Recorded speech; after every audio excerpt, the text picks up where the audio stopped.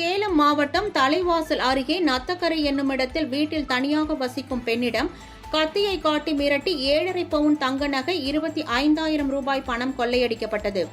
52 வயது அமராவதி தூங்கிக் கொண்டிருந்த போது முகமூடி அணிந்து வந்த 4 பேர் வங்கியில் இருந்து எடுத்து வந்த 30 லட்சம் ரூபாய் பணம் எங்கே, இது டீச்சர் வீடு இல்லையா என கேட்ட கொள்ளையர்கள் வீடு மாறி தவறாக வந்துவிட்டோம், மன்னித்து விடுங்கள் என கூறிவிட்டு அமராவதியை தனி அறையில் அடைத்து வைத்துவிட்டு சென்றுள்ளனர். தகவல் அறிந்து சம்பவ இடத்திற்கு சென்ற போலீசார் கைரேகை நிபுணர்கள் மற்றும் மோப்பனாய் உதவியுடன் தடயங்களை சேகரித்து விசாரணை செய்து வருகின்றனர். ஒருத்தர் போய் எல்லாம் உடச்சி பொருள் எல்லாம் தேடி எடுத்துக்கிட்டு காதுல தோடும் வாங்கிட்டு கையில எல்லாம் அடி, காலில் அடி, கம்பியிலேயே அடிச்சிட்டாங்க. அந்த மூக்குல காயங்க சார், தலையில அடிச்சிட்டாங்க.